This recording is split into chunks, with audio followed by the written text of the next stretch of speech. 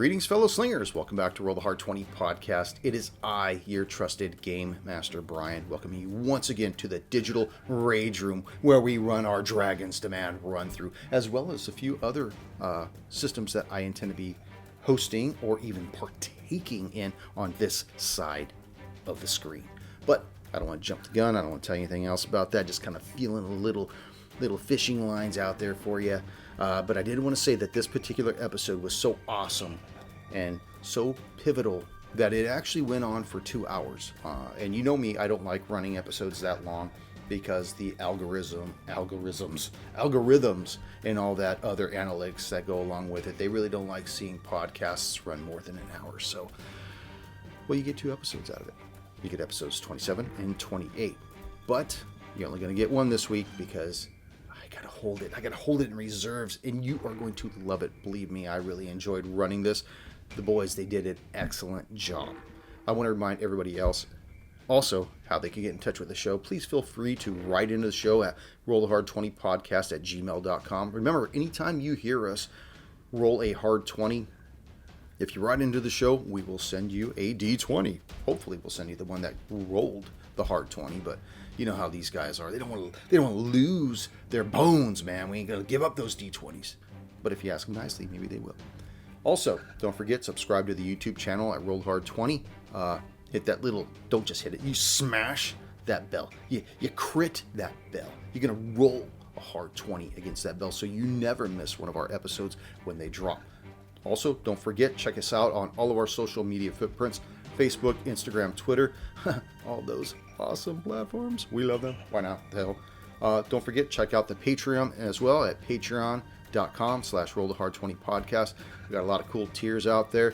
You could get some cool swag, stickers, dice, shirt, pictures of the hard slingers and myself. And anything else? What else are we doing? Maybe we're gonna warm up our dice and top out some glass, yo. As Roll the Hard 20 podcast presents episode 27 of our Dragon's Demand run through, the Guardians of the Future. Just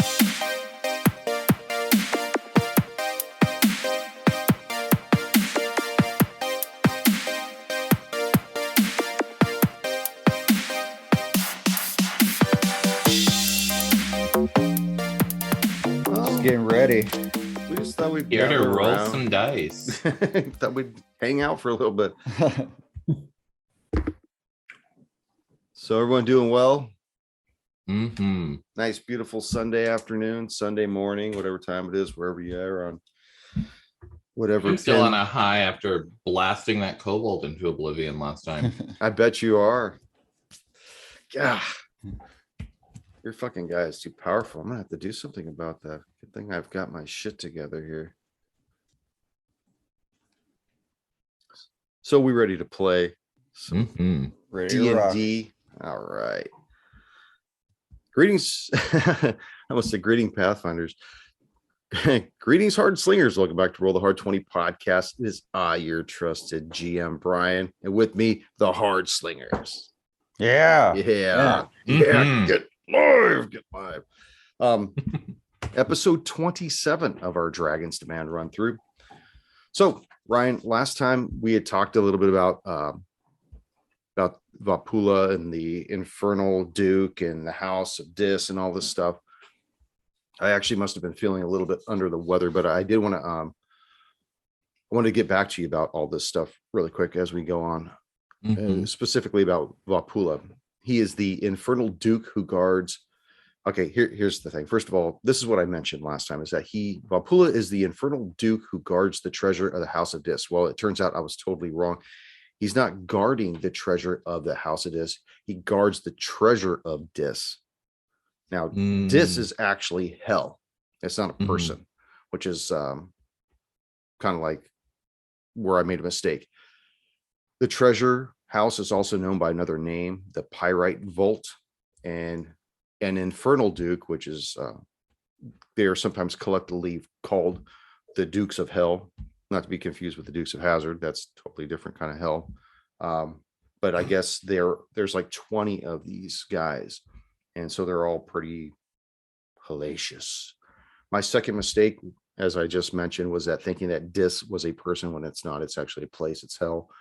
But I had originally thought it had something to do with Tarbafon, who is also known as the Whispering Tyrant, who basically was pulling the strings behind the scenes of the Carrion Crown and those other APs like the Shattered Star and Rise of the Rune Lords and stuff like that. But it's got nothing to do with that. So I'm glad I got that off my conscience.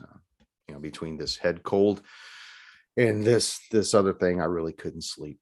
It was just keeping me awake. Eating you away from inside. inside. Just eating away from my soul inside out. So I hear devils will do that. They do that. The Infernal Dukes will definitely damn Dukes.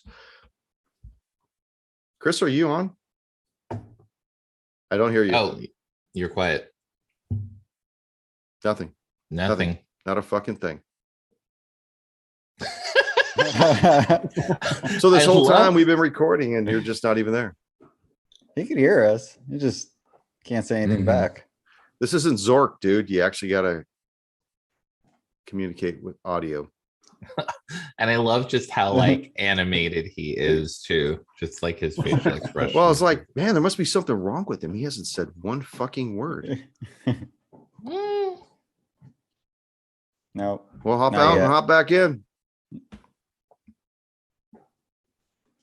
I don't understand what you're saying. Yeah. Text me, man. Do you want to jump out and jump back in? How's that? Can you hear me now? There we go. Oh, fuck. Zoom. Something happened with Zoom, man. Zoom freaking changed my mic. You're right. Yeah, it was. It's not like I could say anything anyway. Yeah. Trying to get a word in edgewise between you and Ryan. Us both being loquacious individuals. I was concerned. I'm like, man, did we really get him all hurt? He's all twisted. He hasn't said one word the whole time. No, I didn't even know, dude. I didn't even know my mic wasn't working because I was like trying to find a time that I could actually say something between you two. Yeah, well, when he jumped on, Ryan and I were talking about different APs and things that he wants to run and stuff. So, anyways, I think you should probably redo the intro and then cut it. You know what? Greetings, fellow slingers. Welcome back to Roll the Hard 20 podcast. It is your trusted John.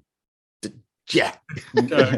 Your trusted game master, Brian. Welcoming you once again to our Dragons Demand run through, and with me, the Hard Slingers. Yeah. There you go. That's better. Only been recording for 5 minutes, but what the hell? So, anyways, having just defeated this servant of Vapula, you see she's laying on the cold stone floor, lifeless. The shattered and burned bones of her minions are scattered all about you. And again, like I had described before, the cavern itself is 60 feet long by 45 feet wide. You see a large effigy stone statue standing in the middle of it on top of a pedestal. I think the hand had fallen off at one point. It's covered in entrails and in dried and wet blood. And the only other exit out of this room is in the north. Well, then we don't have many places to go. Oh, I wonder which way we should go. I think we should go back to the inn. You should go back and talk to the Baroness. Let her know how you let's climb back up the rope and let's get out of here. Failed miserably. We're all in agreement. We're headed out of here. We're done with this freaking place. Done with the AP? All right. Might as well turn your mic back off. No, done with this dungeon or this lair. Right. Anyways, let's Hit the door to the north. No door. Just an exit. Just an open, yawning tunnel. Because we've gotten this far. What can possibly go wrong? God, Let's. Yes, no. What's our march order? That is something I need to know. I'll take second position. I'll take third. You'll take second. Is that what you said, Stibby? Yes. You don't want me up front, dude. I can't see shit. That's right. So we got Flit and that's true. Sirkin and Nighttail. Who's going to take Sirkin's last? Sirkin's not doing too well right now. Uh-oh. Yes. Point wise. Yeah. Well, Flint will take it. You drew the Short straw, Flint. Better just keep huffing on Well, that I pixie mean, stick. He's a dwarf. Well, he's all. You need some healing? He's totally sucking on that I'm all thing. topped off. Woo! It's only going to heal me for 8 points. I got 7. I might as well shoot myself in the foot. Okay, so you see that this cavern to the north exits and curves at a slight arc towards the northwest. It goes for about 25 feet. And then you see against the northern portion of the curve of the wall and an iron banded wooden door with a handle on it. But then you also see the cavern continues in an arc and heads back towards the southwest. So as you're coming up, there's a door at the top of the arc, but the cavern keeps going down to the southwest and then turns completely to the west. Stebby's a little concerned about Sirkin's state and his ability to continue. Do we want a short rest here, or do we just want to press on? And now, I think you guys have already done a short rest. Yeah. So you Yeah, cannot do while another back. one. Yeah, you can't do another one in the same day. yep, so we'd have to do a long rest if we were going to do it. Okay. Yeah. Um, I'll relay the message to everyone saying that there's a door up a ways. Maybe, hopefully, it gets us into some cover at least. Okay. Whichever. I just, I say to Flint, let's just keep an eye on Sirkin. He's looking a little weak. He's looking a little weak. I don't think he's going to make it. God, I hope. He'll make it. Get this pin ready. Okay, so you guys are... Flint, you're at the door. Okay. You're worried about Sirkin. What Nightail's still bringing up the rear. And doesn't really know what else you want him to do. I mean... Flint wants to check the door and see if there's any noise on the other end. You want me to do that? What? no, I believe our I good hear nothing. Sir Flint. Oh, okay. Go and make your perception Obviously, check. you don't hear nothing because you Yeah. did not hear Flint ask you to do that. You know what? My head cold is just, as your GM, I'm just completely inundated with all kinds of shit. 18. You don't hear anything. It's like, well, Nothing. look back Nothing at is everyone. reporting back to you through the wood itself. we could open this door and hope there's no one on the other end, or we could prepare ourselves for another battle. What do you guys say? No guts, no glory. Let's do it. Yeah, fuck it. Let's go. Are you going into the door? Yeah, he's gonna try to open the door. It is locked. It is locked. Ooh. All right, Stubby. I think we ran into another locked door. And then I'm gonna first attempt. I'm gonna search for traps first at that door. Okay. Roll what's perception, and that is a 16. It does not look trapped. You feel fairly confident that it's just locked, but it's not locked on your side of the door. It's as though it was locked from the opposite side. Okay, I'm gonna attempt to pick this lock. Roll a little sleight of hand. 23. You hear it disengage. Clink. Okay, Flint, the door's unlocked. Would you All like to open it? He stands back. Go ahead. Yeah. Right after you. Flint opens the door and takes a look inside. Okay. You see that there's a foyer on the other side of this door. It looks like it goes north for about 15 feet and then turns to the east. And you get this low light inside this hallway. All right. I'll tell everyone, well, it looks like we're at a crossroads here. We could either enter this room into the foyer, in the foyer, and It's a four-way. I know, and see what's in here, or continue down the tunnel. See, we're committed. The door's open. Let's see what's on the other side. All right. Yep. Flint takes 10 feet in and takes another look. Does this area look like it's been heavy traffic or been abandoned for a while? Make a perception check of the entryway and whatnot. Now, bear in mind that this floor in here is packed stone. Okay.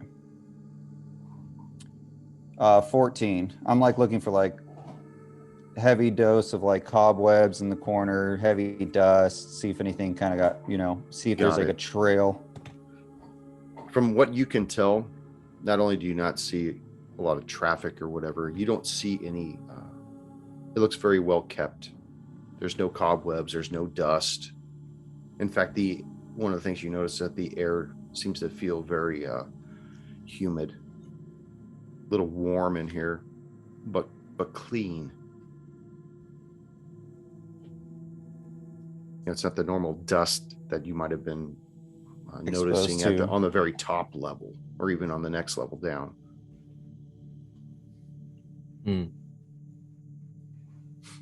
What's around this corner? Well, he's still got another 5 feet to get to that corner. He stopped at the 10 foot. At 10 foot. Yeah. Mm-hmm. I'll just keep moving forward. Okay. You move forward, peek around the corner, and you notice that it goes to the east about 25 feet. And then it appears to open into a yawning cavern that from where you are, you really can't tell the dimensions of. What are you seeing up there, dwarf? Looks like there's some empty taverns over here towards the east of this room. An empty tavern? Can we get some ale? Could some definitely wine. use a drink. Some bread.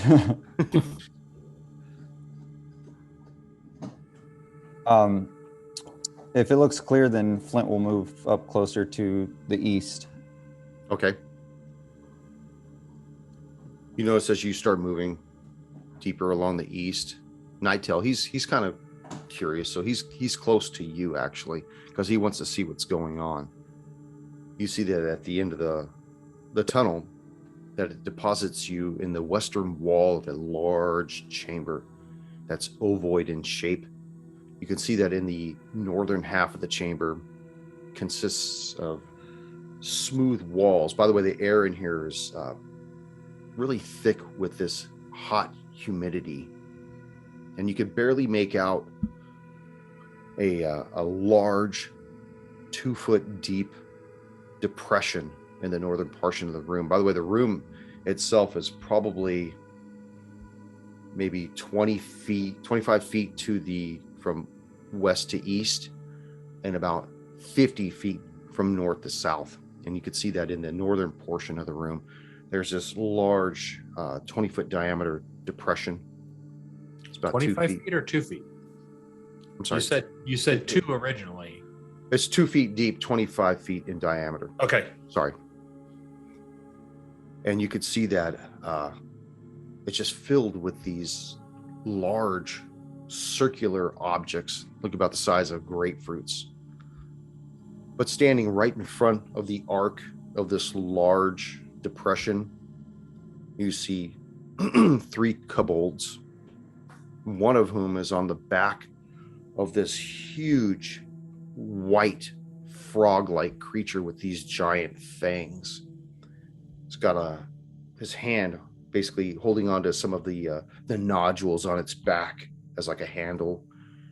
And as he sees you and Nighttail standing there, he says, "We are the guardians of the future. Leave this place. Leave our future untouched. Do not hesitate." Okay, bye. Wrong door, guys. Go back. What the hell are we looking at in there? Seems Nightell's like still the kind of protectors. curious looking.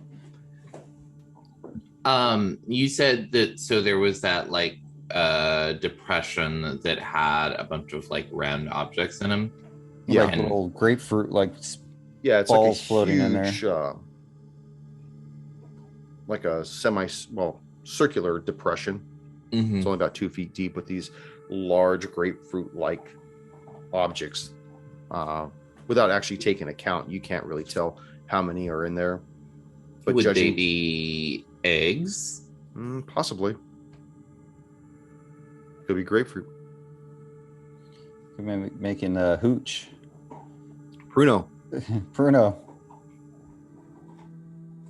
Stevie inquires to Nighttail. Do you know of this place? Do you know of this guardians of the future of these kobolds and these creatures? I've never been down this low. Certainly not down to this level above us, let alone this far down. Anytime I ever met with Rogue he'd always come up to the first level to deal with me. And this is Rokaz? That's dealt with me, or that's on top of this frog thing? It's on top of this frog thing. No, that is not Rogue Why do you hesitate? We're surprised to see you here. We're shocked. We're still trying to make sense of what we're seeing here. I have told you this is our future. You are unwanted here. We could hear your combat all the way up the cavern. We have no desire to combat with you. However, make no mistake, if you threaten our future, you will not find it ends wisely for you. Well, we have no interest in dealing with this here. And Warren makes a gesture to encompass him and this pit of objects. We are simply looking to converse with Rokaz. If you want to let us pass, we're certainly willing to do that. We will not There's disturb no you. other exit out of this room other than the one you came through. As for Rokaz, I know he does not like audiences. Possibly even less than we do. I think he will take our audience. Step Can I make forward. Investigation on these guys, on these kobolds. Do they have any like distinct insignias or anything on them that makes them different than the other kobolds, especially if they're the protectors? Yeah. Okay.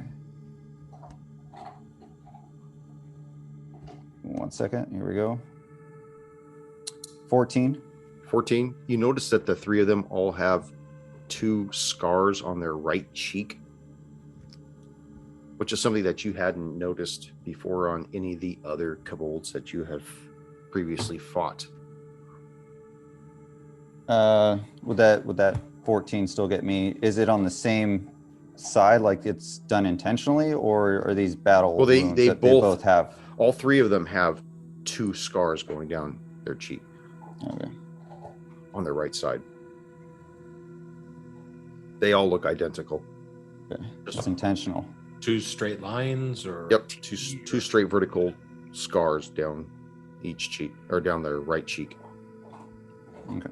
The one on the back of this beast looks at you, Warren, and says, "Step forward, please.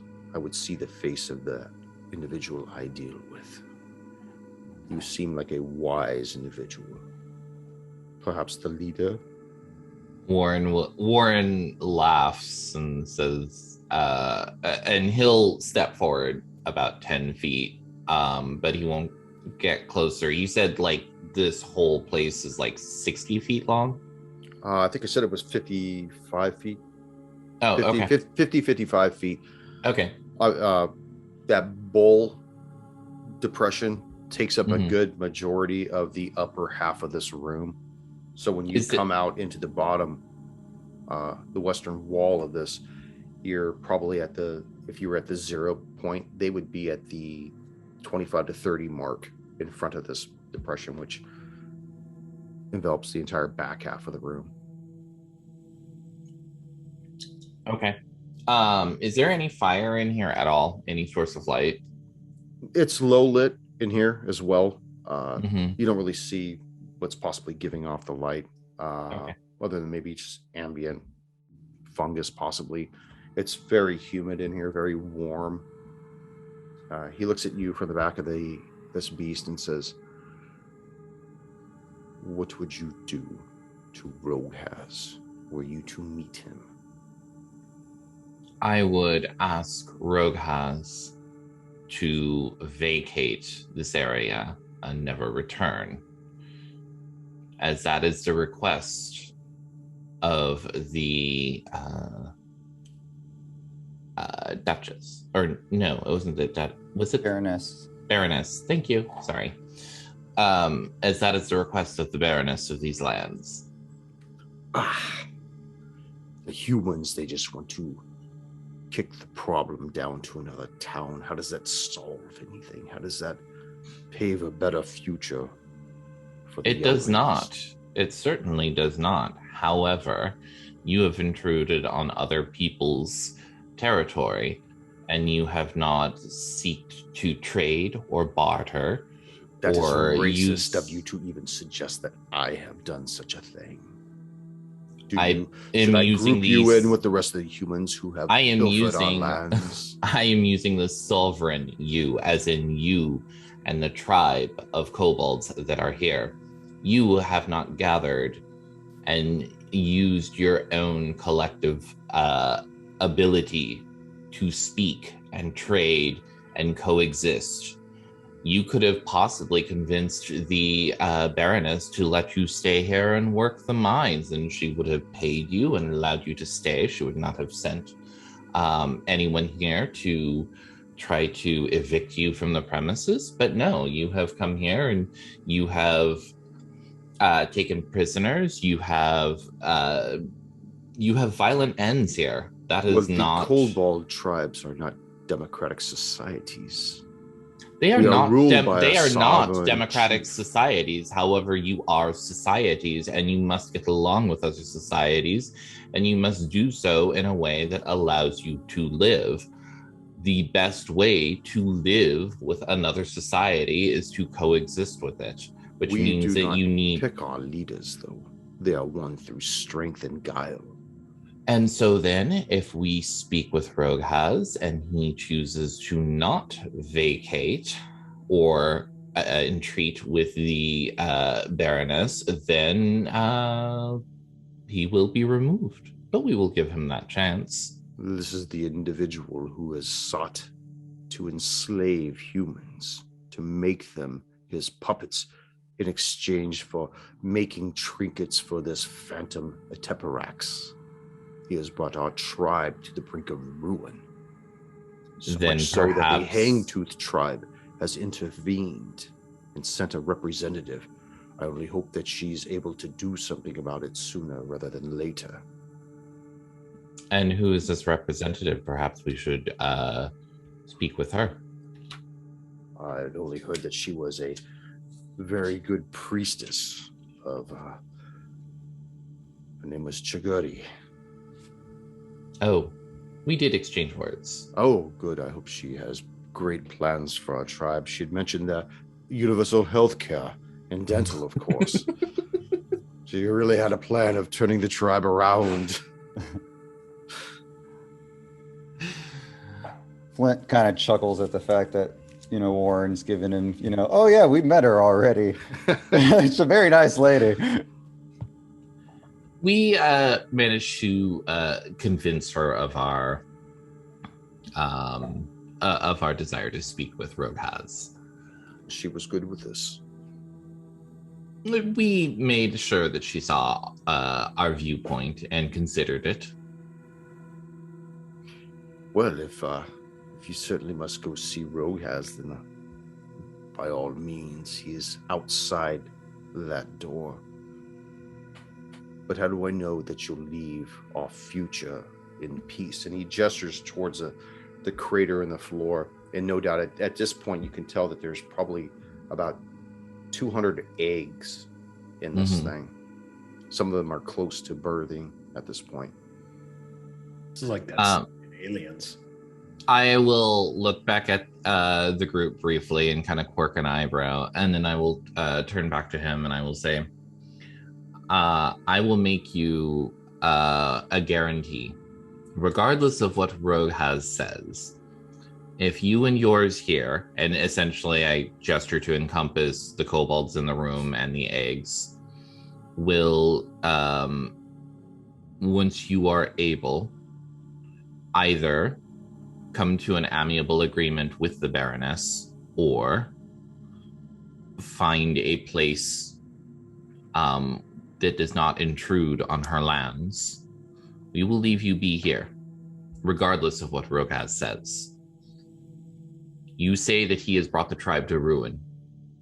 We will do what we can in our power to ensure that that ruin does not extend to your future. I say as I point to the eggs. He looks at his two lieutenants. They kind of like mumble. Are they conversing in Draconic? They're just mumbling. It's okay. You can make a perception check. I mean, I know you understand Draconic, but go ahead and make a perception check to see if you can hear what they're saying.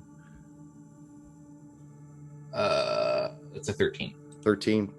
You just hear the occasional word of possibly, maybe, sounds good, sorta. maybe, think of the kids, think of the younglings. Now, straight up, roll a d20. Because this can't possibly go wrong. That is a 15. 15. It's a 19. He looks at you and he says, be cautious on your journey to see Rogaz. The final trek is fraught with peril, and you have our word. We will take the eggs, the remainder of the tribe, and that kobold behind you, and we will leave the land. But he stays here now. I turn back to Nighttail and I say, do you agree to this?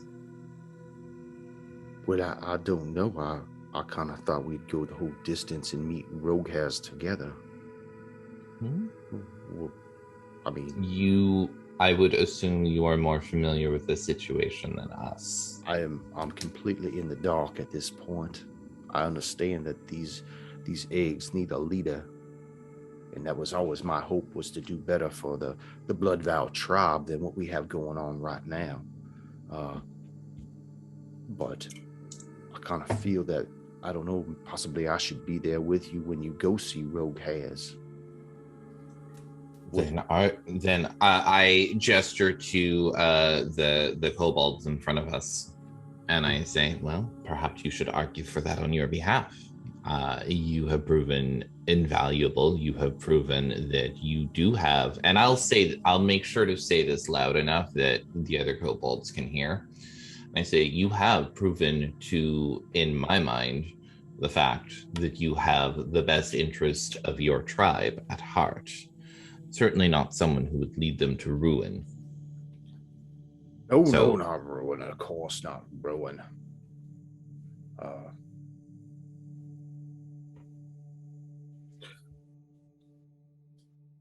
still say that kobold should stay here. What is your desire for him to stay here? What is the purpose of it? What will it serve you? He has proven invaluable to us, and he has shown that he wants to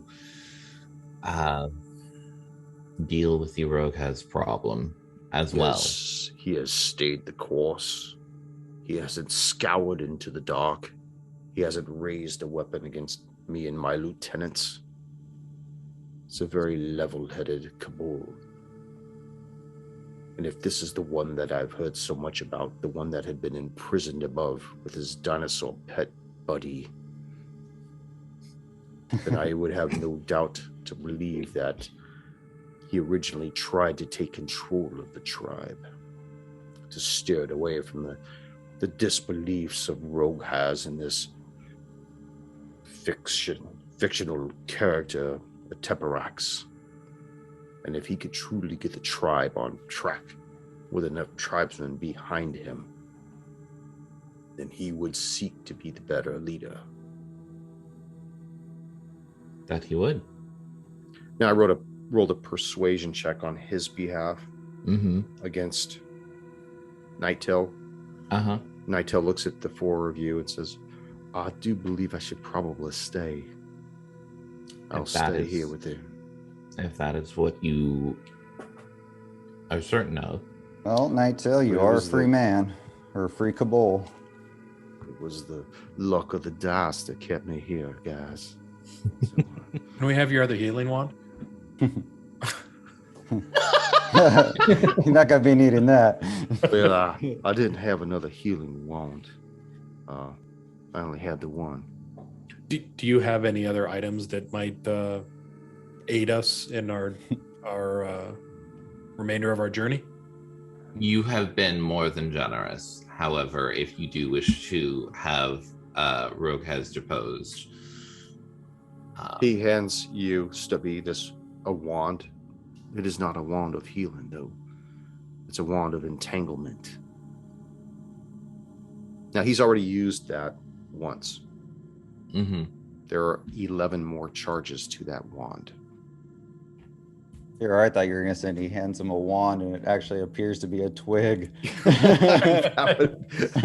Here you go, Stubby. Whenever you're scared, just hold on to this. That's right.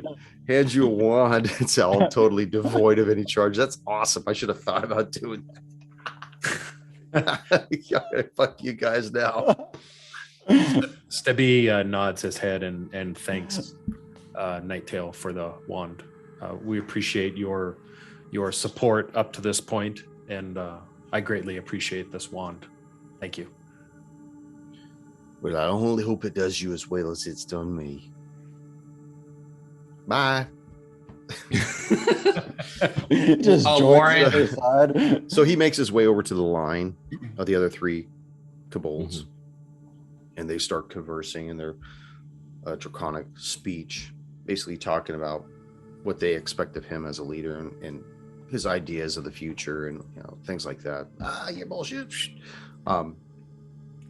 Basically turning their back on you, but yet still side-eyeing you to see what you're going to do. well, let us go see about securing this future. Warren will turn and exit. Okay. So go ahead. We're going out the way we came in, right? It's the only way out. Yeah. So describe for me what you guys are doing. Well, okay, so now what are the other ways that we can continue?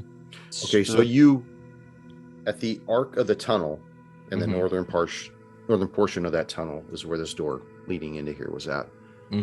As you come back out that door, you could either go to the southeast, which leads you back to the room where you fought the servant of Pula, Chagodi, or you could go to the southwest, where it goes down for about another 15 feet before it turns to the west. Okay. Let us lead the way. Warren is actually feeling good about that exchange, and so goes ahead and walks off for about 10 feet, and then suddenly realizes that he's in front and he doesn't want to be. So are we sticking with the same marching order of Flint, Stubby, Warren, and Sirkin? Yes. Yeah, sure. If they love up, give Sirkin any love, or what happened? Yeah, before we take off, I'm going to give Sirkin some love. So I'm going to use one of the charges.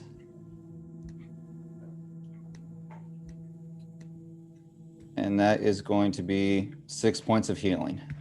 Nice. So that turned out pretty good. Yeah. Sounds great. All right, now let me just mark that off. How many charges are left? Very little. I think we had 3, so I think we have 2 now. Let me just double check.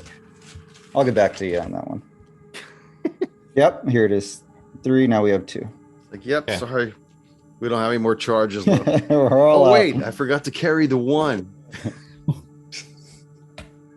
Where'd that decimal point supposed to be? So you see that that the southwest tunnel makes its way where it dead ends and only goes to the west. And then as it deposits you in a little bit of a pocket as you come down, you see that it's like a 10-foot diameter intermediate area, and then the tunnel goes to the north for about, gosh, I want to say 35 feet. But it gets really dark in this room. I mean, in this little area and in the hallway. I mean, it's like super dark at this point. For Who dear has life, the floor. dark vision? I Everybody but have- Stubby, right? Yeah. Yes. Okay. I think Warren's just the one that has super dark vision. Yeah. Okay. You notice that there's a like a type of a glistening to the whole tunnel that yawns in front of you. Mm-hmm. Try to take a couple steps closer to it. Does it appear to be like sunlight? No, No? Okay. it's just that, because you're able to see in the dark. It, as you look around, ceiling, hallway, floor, whatever, it just kind of glistens. Huh. Who's behind me? I know Stubby Stubby is right behind. Stubby. Well, Stubby's directly behind me, holding onto my leg, probably. Yep. Who's third in line then? That would be me. I'll mention it to Warren. I see kind of a glistening light up ahead. I just can't make it out. It's like all over. It's not just straight ahead. It's all over It, the like- tunnel. The ceiling, the walls, the floor. Oh, Okay, so it's actually something that's like emanating from yeah. like the ceiling and walls. Yeah, just glistening. Okay. Oh, let's just be cautious. Let's see. Actually, can I use my stone cutting to see if this is anything that has to do with the land, or Yeah. if it. Yeah, Okay. and as a person who could see in the dark, make it with an advantage. Okay.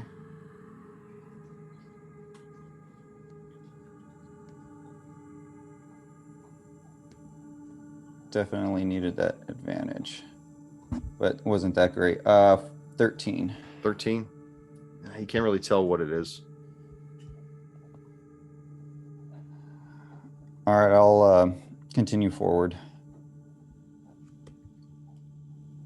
Okay, you notice that about halfway up the hallway, it starts to get a little wider. Is And that glistening still? it's still present around there. everywhere? Yeah, Okay. no, it's still present there. And then it Okay. goes for another 15 feet before you see that it turns to the northwest. Now you're still in the middle of this hallway at this point. So Okay, and how wide is it? You said it widens is like yeah, it 15 feet widens or- from like 5 feet to about 12 feet. Okay. And that's only for about maybe 10 feet, and then it narrows back down to a 5-foot cavern. All right. I take a look back, see if everyone's still with me, and then just motion forward. Is that what we're doing? Yep. Okay. You see that it goes around the corner. Walls are still glistening, although further up ahead you do see that there's kind of a low light. As you turn that corner, make a perception check.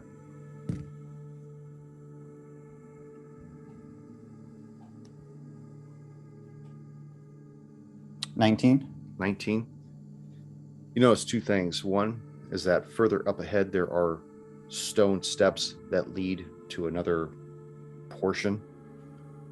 And second, you notice that the walls and floor and ceiling of the tunnel you are in is covered with oil.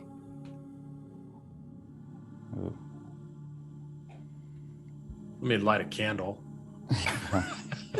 No. Suck that out, will you?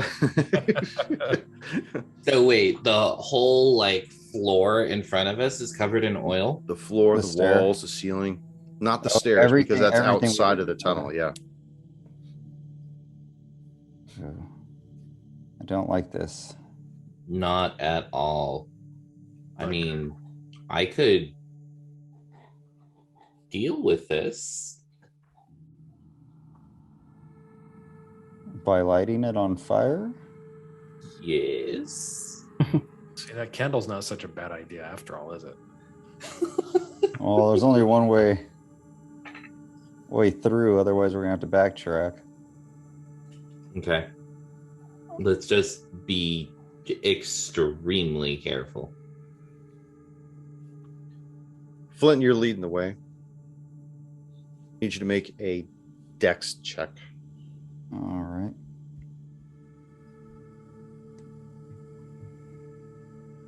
Ooh, 2. 2. Your foot snags the wire around the corner, dropping this vial of alchemical fire, and the tunnel goes up. So I need everyone to make a dex save on this. Lordy. Is the fire contained to a 5-foot cube?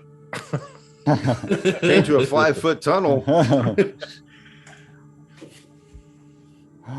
No. Warren, That is a 17. 17. Stabi. Flaccid 20.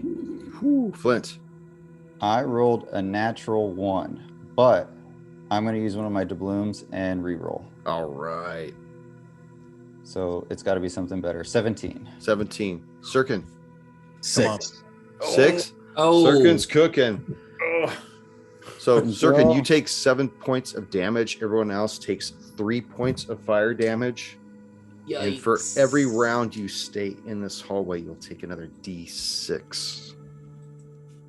As the entire floor, walls, and ceiling all become engulfed in this horrific tunnel of flame.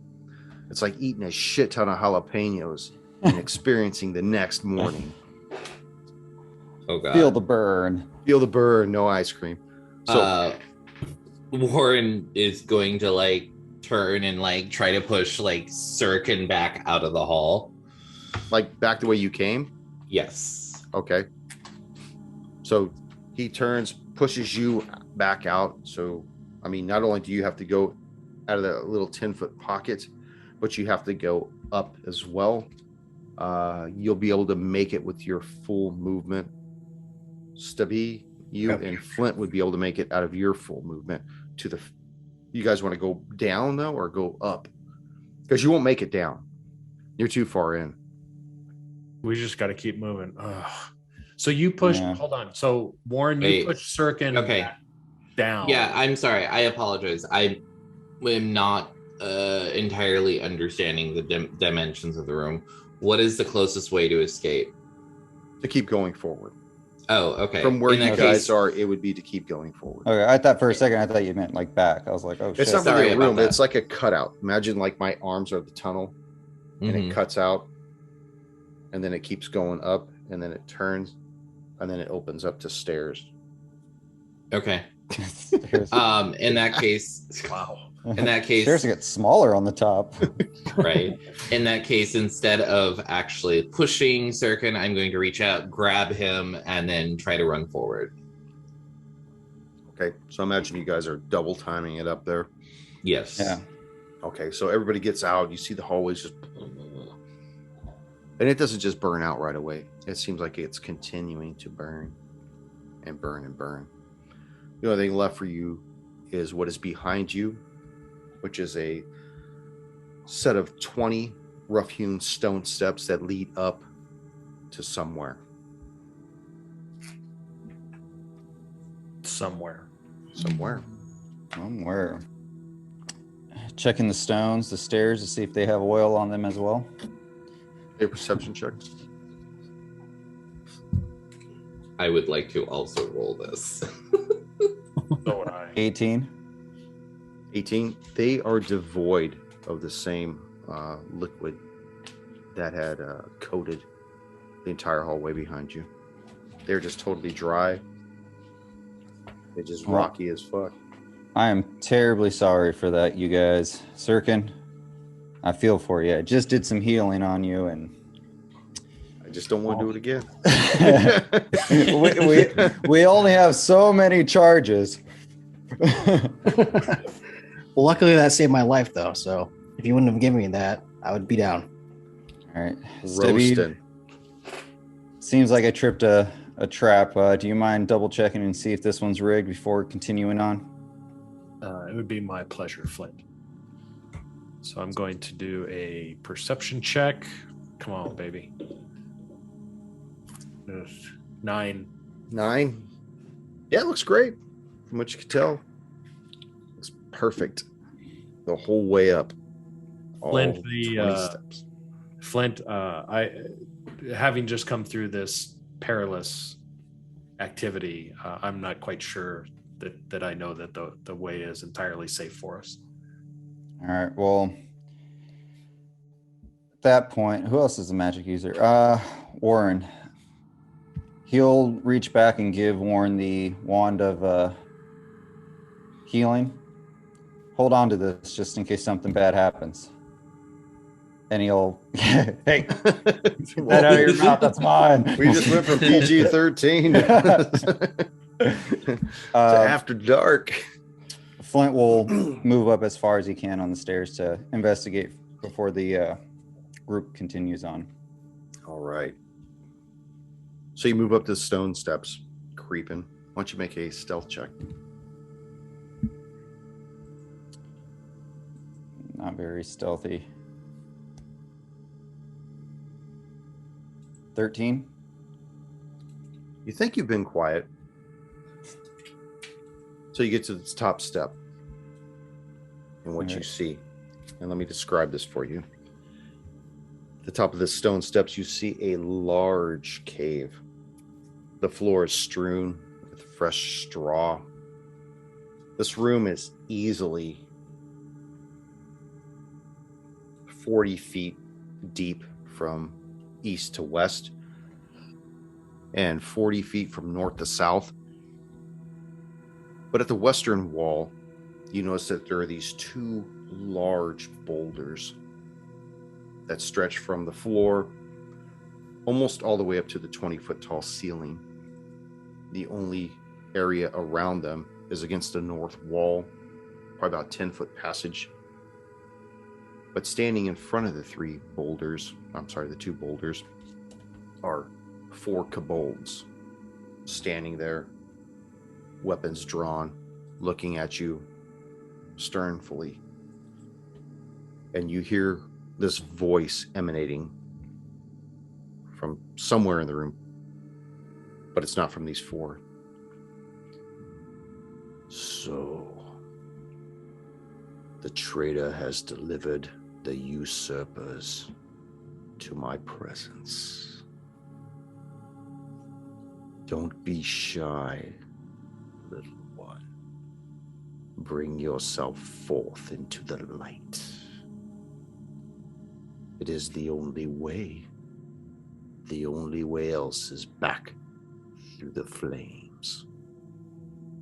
And we will hunt you down.